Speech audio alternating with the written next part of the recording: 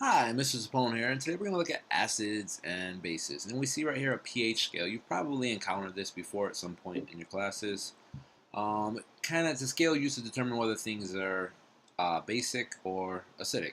Alkaline is basic, and acidic, of course, is an acid. So we have acids and bases, and you probably had litmus paper at some point, and you put it in a solution of something. Color change. If it goes towards the red, it's an acid. Towards the blue, it's a base. So we're going to talk about what makes something an acid, what makes something a base, and some color changing tricks in chemistry. There are a whole bunch of indicator solutions. An indicator solution is something that can be used to test for acids and bases. And the most common example used is red cabbage. If you were to go to the supermarket and get some red cabbage and boil it away, boil the leaves away, you would end up with this sort of blue, purple solution. It would look like this. And that has a neutral pH. It's not an acid or a base. If you were to pour something in there, if you were to pour, say, lemon juice, which is citric acid, it would actually turn colors, that juice. It would go more towards the reddish side of the pH scale. And if you were to pour, like, say, drain cleaner into that red cabbage solution, drain cleaner is a very, very strong base. It would actually end up somewhere over here by the green spectrum. So this liquid would change from like a purplish to a green if you added a strong base to it, and it would change from this purplish color to a red if you added a strong acid to it. These are indicator solutions. There are a whole host of them. Sometimes we do magic tricks with these. A really cool one is phenolphthalein. And I'll tell you what to do with that in a second. These indicators don't work over the whole range of the pH chart. Take phenolphthalein. It only works with pHs from around 7 to 10.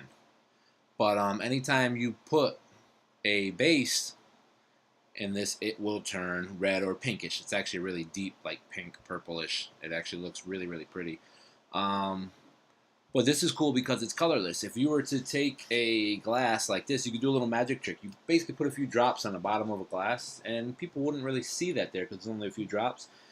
And if you were to take something like ammonia and say, you know what, and you had another glass with, say, ammonia in it, you say, you know, I don't really want to drink water, I want to drink some wine. You pour the ammonia in here, it's going to turn it a pink red. And people are going to be like, ooh, wow. They're not going to visualize right away how you did that.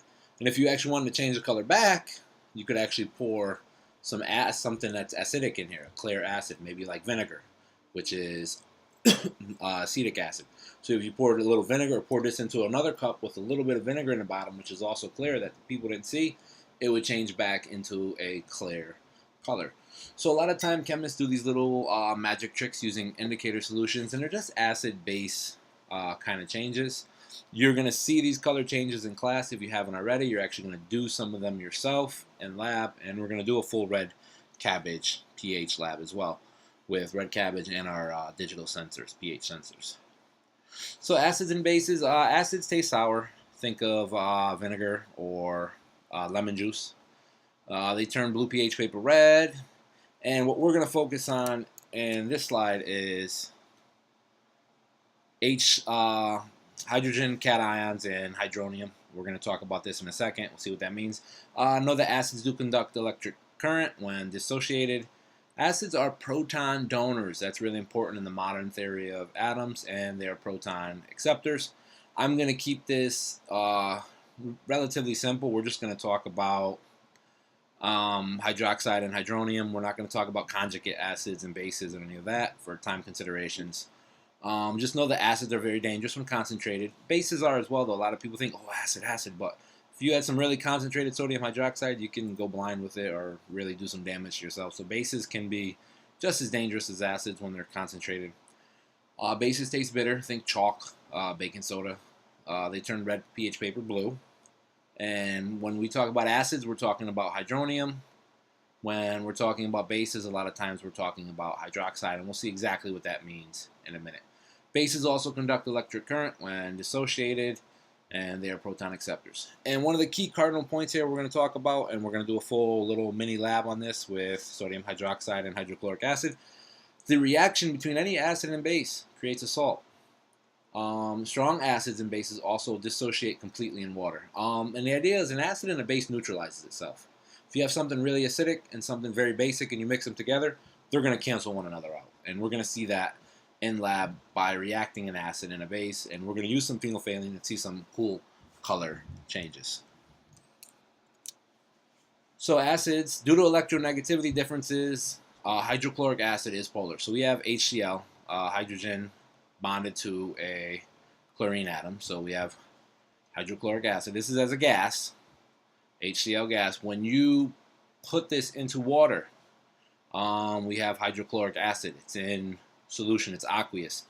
But because the chlorine atom has more electronegative, it pulls the shared electron stronger, it's actually going to end up stealing the electron from the hydrogen atom. If we talk about chemical bonding, the chlorine hydrogen bond, these two electrons in the bond, the chlorine is pulling them closer to it because it's more electronegative. So when you drop this in, when you put HCl gas in water, you end up with HCl aqueous. It's hydrochloric acid, but when they separate, when the water separates these two things, because it is polar, because the chlorine is pulling the electron stronger, you end up with a chloride anion and a hydrogen cation. And recall that hydrogen is just a proton and electron. The most common form of hydrogen is 1 with an atomic mass of 1, which means it doesn't have a neutron. So hydrogen is just a proton and electron. If you strip away that electron, all we really have here is a bare proton.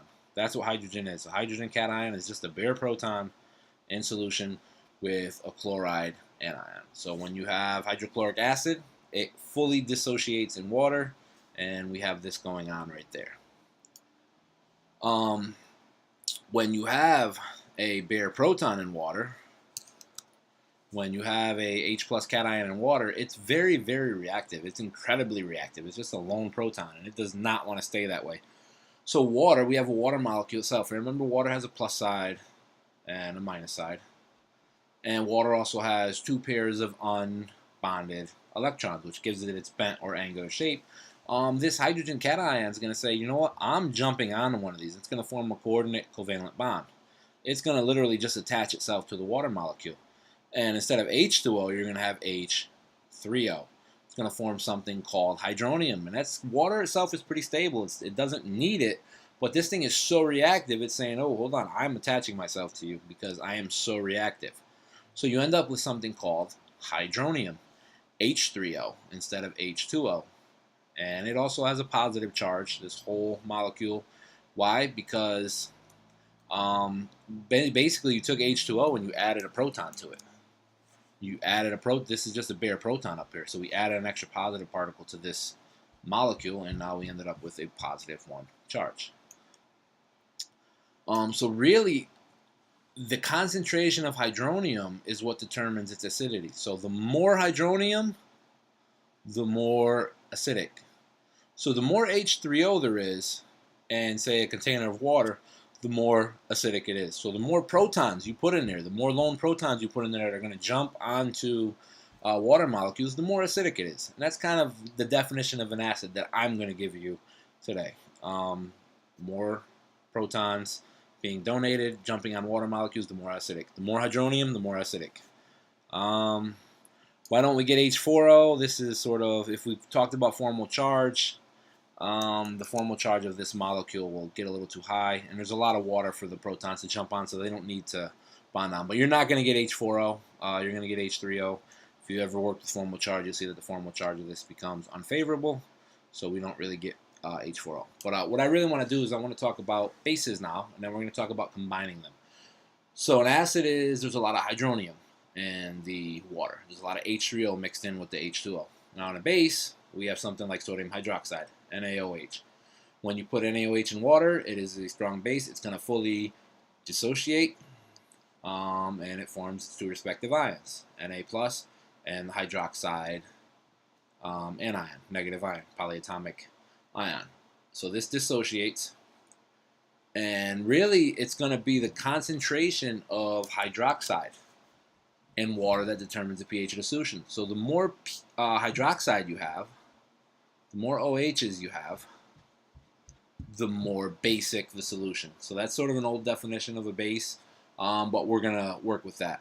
It's a conceptual understanding of a base. The more hydroxide we end up with in the water, the more basic it's going to be. So the more hydronium, the more acidic. The more hydroxide, the more basic it is. Pure water itself has small concentrations of hydronium and hydroxide. If you had a glass of water, it would not all be pure H2O. We know there's impurities in there, but ignoring the different ions you get from wherever, sometimes the water itself will just break down into hydronium and hydroxide. And this is a reversible process. Hydronium and hydroxide cancel one another to form water. And this reaction does occur in glasses of water routinely, but it's very, very small, fortunately. About 2 parts per billion, 2 ppb. So every billion water molecules, 2 of them are going to be hydronium and hydroxide. It's a very small number, but this reaction does occur. Water, under some conditions, can just break down into H3O and OH. And of course, when these 2 molecules meet one another, they're going to cancel, or compounds, when they meet, they're going to cancel one another out. So that's a natural reaction. So using that knowledge, we're going to talk about what happens when we mix an acid and a base. And as we already said, they neutralize one another. So we're going to find out why. What types of solutions would these be? Concept check. We see over here we have NaOH and solution, aqueous. So there's going to be a lot of OH in here. So there's going to be a base.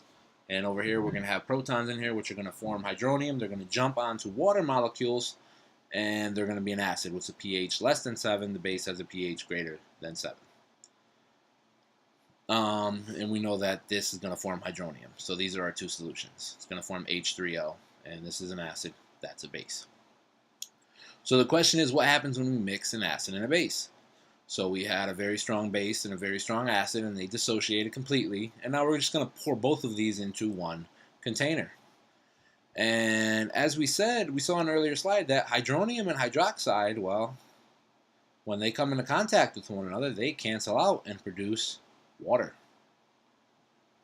So essentially, this hydroxide and this hydronium, they're just going to neutralize one another. This base and this acid, this component which makes water basic and the component which makes it acidic, they're just going to cancel out. So the hydroxide and hydronium cancel to form water, and we're left with a pH of 7. All we're left with is salt water. Think about what's left in the water. We poured that acid in there, we poured that base in there, sodium hydroxide and hydrochloric acid, and they essentially neutralize themselves to form water and NaCl. That's salt water. That's sodium chloride. So all you're left with is salt water after mixing those 2 chemicals. And this is a acid-base neutralization reaction. They like to neutralize one another when you put them in solution.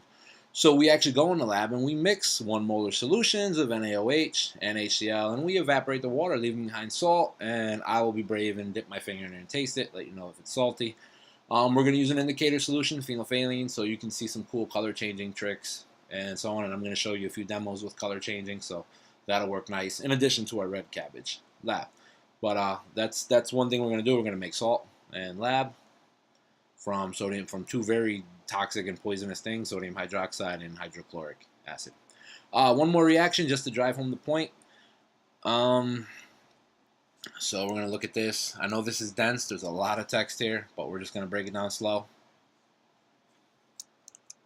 So we're going to take sulfuric acid, which is H2SO4, that's sulfuric acid, and we're going to take sodium oxide, which is Na2O. Oxide has a -2 charge, sodium has a +1, so we need 2 of these to balance with 1 of those. So we're going to take aqueous solutions. If you have sulfuric acid and it's in solution water, these are going to dissociate. Right? They're going to split. So you're going to end up with 2 hydrogen cations, and you're going to end up with the sulfate anion, polyatomic anion. Now we know that this hydrogen, this bare proton, is going to jump onto water molecules, and it's going to form hydronium. So when you have sulfuric acid, H2SO4, and water, what we end up with is a combination of hydronium and the sulfate ion. You end up with these 2 things in the water. That's what your solution consists of: water, hydroxide, or hydronium, and the sulfate ion. When you have sodium oxide in water, again, these are going to dissociate, strong base, and you're going to end up with 2Na plus O2 plus H2O. Now, a bare oxygen is a diatomic molecule. It likes to connect with itself. This is a single oxygen. It's going to be very reactive in water with a -2 charge. It's actually going to combine with a water molecule and form 2OH. It's going to basically pull that water. It's going to take one of these hydrogen away, and you're going to, instead of having an oxygen and a water molecule, you're going to have 2 hydroxides. So sodium oxide, when you put it in water, you end up with this right here, 1, 2. And my question for you is, what happens when we mix this solution with this solution? So each one of these are in separate cups and we pour them together. Well, hopefully you realize the hydronium and the hydroxide are going to cancel. And you're going to just be left with sodium sulfate. And that is a salt, sodium sulfate. And it will actually form a solid precipitate. So 2 hydroxide plus 2 Na plus 2 hydronium plus sulfate. This hydroxide and this hydronium, they cancel to just make H2O. And you're just left with 2 Na aqueous plus SO4 aqueous, and that's going to yield Na2SO4 solid. So again, you have an acid, a base, and they're just neutralizing themselves to produce water and salt. In this case, it's sodium sulfate salt. There's many different types of salt. Those are, in simplified, H2SO4 plus NaO2 yields Na2SO4, and of course water. We put that in there, even though you don't really need it. So these are acid-base reactions. Hopefully that helps. This is Mr. Spohn.